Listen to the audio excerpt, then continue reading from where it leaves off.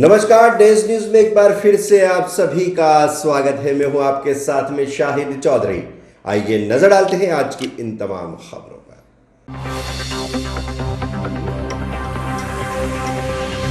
Police ने 7 दिनों में किया अंधे कत्ल का खुलासा। 50 लाख के कर्ज से बचने अपनी ही कदकाठी के व्यक्ति को मारकर खुद को मृत बताना चाहता था, हत्या का आरोप। एसपी ने प्रेस कॉन्फ्रेंस में दी जानकारी। गोल चौराहा क्षेत्र में सब्जी मंडी को नजदीक ही खाली जगह पर स्थानांतरित किया गया। कलेक्टर ने निरीक्षण कर की नई व्यवस्था। कांग्रेस नेताओं की अगुवाई में अफीम उत्पादक किसानों ने नई अफीम नीति में सीपीएस पद्धति का विरोध किया। पुरानी पद्धति को बहाल करने की मांग का नारकोटिक्स अधिकारी को दिया ज्ञापन। और हाट बाजार में कोविड नियमों का पालन नहीं करने वालों पर चालानी कार्यवाही की।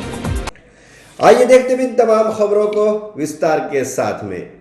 पुलिस ने 7 दिन में ही किया अंधे कत्ल का खुलासा। 50 लाख के कर्ज से बचने के लिए अपनी ही कदकाठी के व्यक्ति को मारकर खुद को मृत बताना चाहता था, हत्या का आरोपी।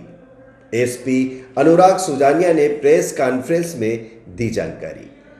एसपी अनुराग सुजानिया ने आज पुलिस कंट्रोल रूम पर एक प्रेस कॉन्फ्रेंस आहूत कर एक अंधे कत्ल की जो गुत्थी पुलिस द्वारा सुलझाई गई है उसके बारे में विस्तृत जानकारी दी। उन्होंने बताया कि विगत 4 फरवरी 2022 को नारायणगढ़ थाना क्षेत्र के अंतर्गत नाथूराम पिता कारूलाल धनगर नामक व्यक्ति का शव देखा गया था। जब इस व्यक्ति का शव का पोस्टमार्टम किया तो उसकी स्वाभाविक मृत्यु न लगते हुए गला घोटकर उसकी हत्या किए जाने का तथ्य सामने आया। बाद में पुलिस को मुखबिर से सूचना मिली कि नाथूराम की मौत से पहले उससे ईश्वरलाल और सुंदरलाल के साथ देखा गया था। पुलिस ने इन दोनों को उठाया तो ईश्वरलाल ने समूची घटना को कबूल करते हुए जो तथ्य सामने रखे वे काफी चौंकाने वाले थे।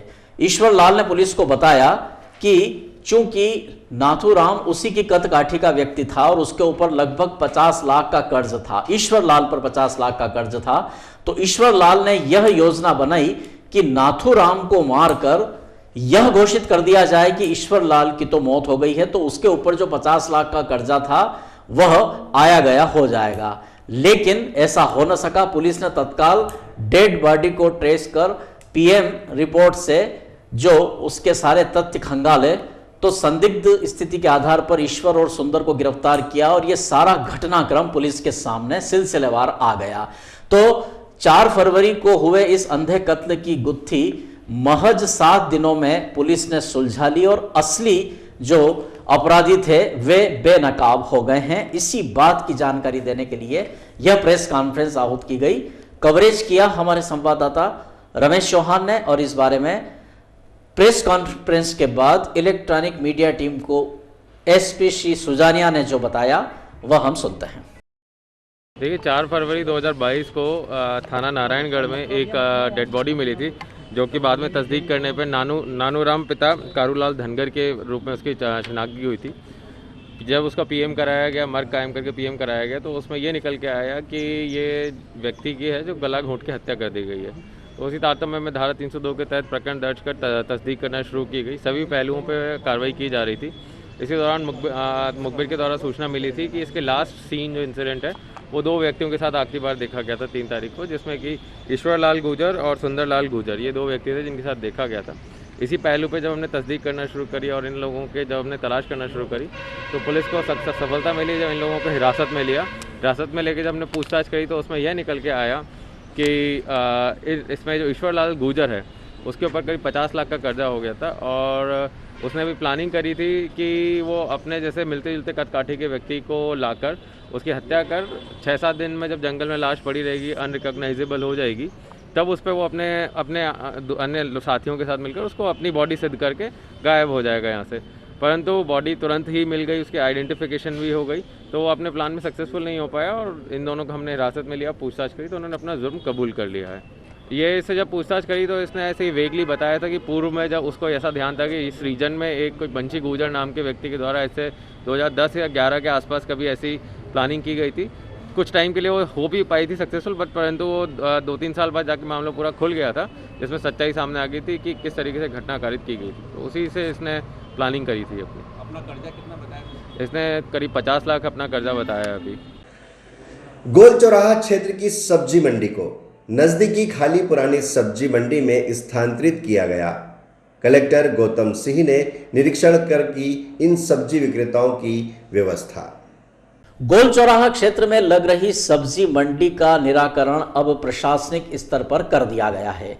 गोल चौराहा में जहां यह सब्जी मंडी अब तक लगती थी वह आम रास्ता था और लोगों को आवागमन में काफी परेशानियों का सामना करना पड़ता था और इस क्षेत्र के व्यवसायियों और राहगीरों तथा रहवासियों ने इस सब्जी मंडी का यहां से स्थान बदलने की मांग कई बार की और उसी मांग के चलते प्रशासन द्वारा यहां से इस सब्जी मंडी को हटाने की जब कवायद शुरू की तो 2 दिन पहले इन तमाम सब्जी विक्रेताओं ने कलेक्ट्रेट पहुंचकर प्रशासन को अपना भी पक्ष रखा और उनसे फरियाद की कि उन्हें यहां से नहीं हटाया जाए।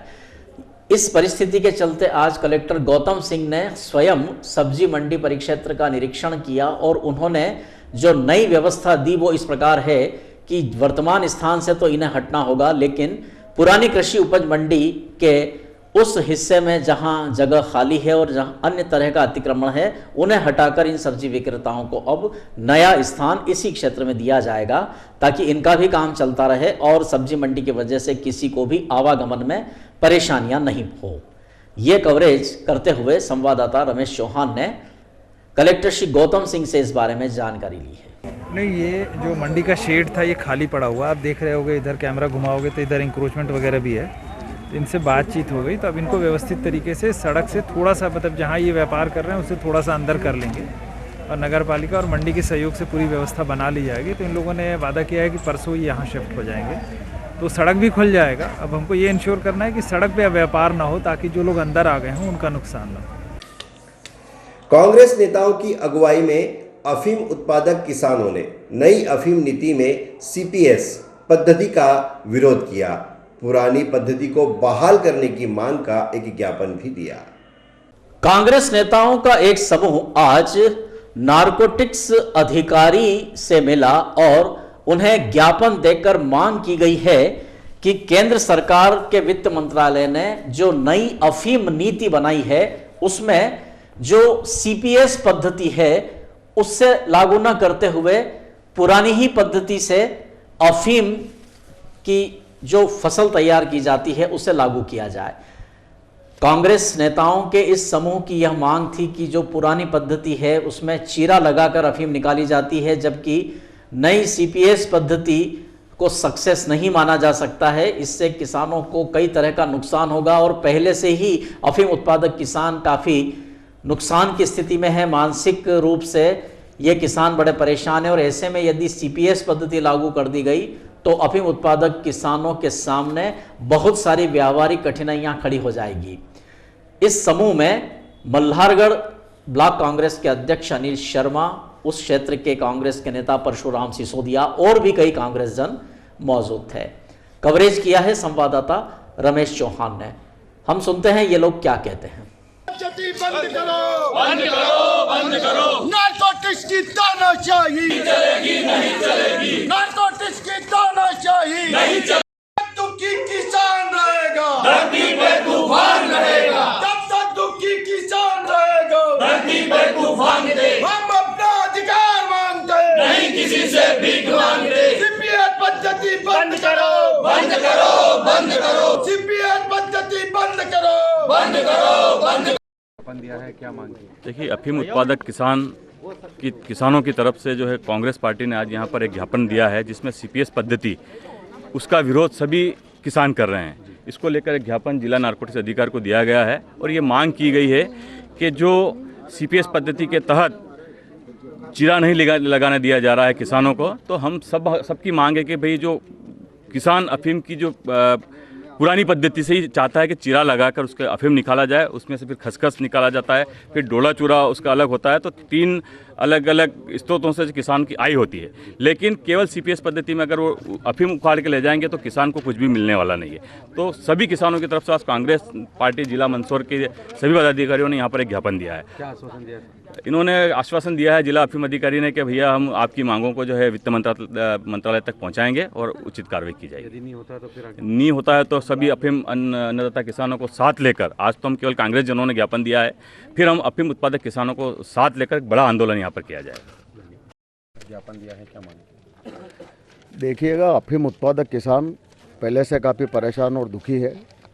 काफ़ी कड़ी मेहनत के बाद में इस फसल की पैदावार होती है, लेकिन नारकोटिक्स विभाग और केंद्र सरकार चाहे जब तुगलकी निर्णय लेकर के और हमारे अन्नदाता किसानों को परेशान करने पर आमादा है। इसी चीज़ को लेकर के आज सब हमारे वरिष्ठ कांग्रेस जनों की उपस्थिति में हमने ज्ञापन वित्त मंत्री और नारकोटिक्स कमिश्नर के नाम यहाँ दिया है और उसमें मांग करी है कि CPS पद्धति जो है इसको तत्काल बंद किया जाए और पुरानी पद्धति जो है चीरा लगा करके और अफीम लेने की उसको यथावत रखा जाए, ताकि किसानों को पोस्ता भी मिल सके।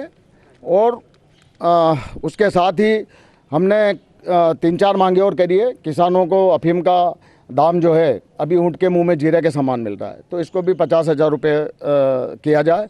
और डोड़ा चूरा जो है जिसमें मार्फिन 0 पॉइंट भी नहीं रहती है, इसको इससे NDPS एक्ट से बाहर किया जाए। इन सब चीज़ों को लेकर के आज हमने ज्ञापन दिया है। नहीं होता है तो फिर क्या आगे?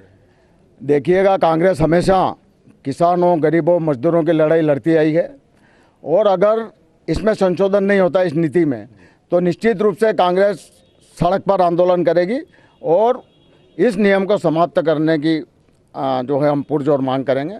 और निश्चित रूप से जहाँ तक हम सब कांग्रेस के लोग सोचते हैं, इसमें हमें सफलता भी मिलेगी।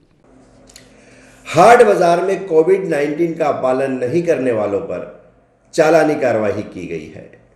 धान मंडी के पास लक्कड़पीटा क्षेत्र में हर शुक्रवार को हाट बाजार लगता है, लेकिन देखा गया है कि हाट बाजार में लोग कोरोना के नियमों का पालन नहीं करते, मुंह पर मास्क नहीं लगाते। ऐसी स्थिति में उनके स्वास्थ्य को खतरा हो सकता है। यही वजह रही कि आज पुलिस द्वारा हाट बाजार क्षेत्र में कोरोना की गाइडलाइन का पालन कराने के लिए सख्ती बरती। जिन लोगों ने मुंह पर मास्क नहीं लगा रखे थे उनके चालान बनाए गए।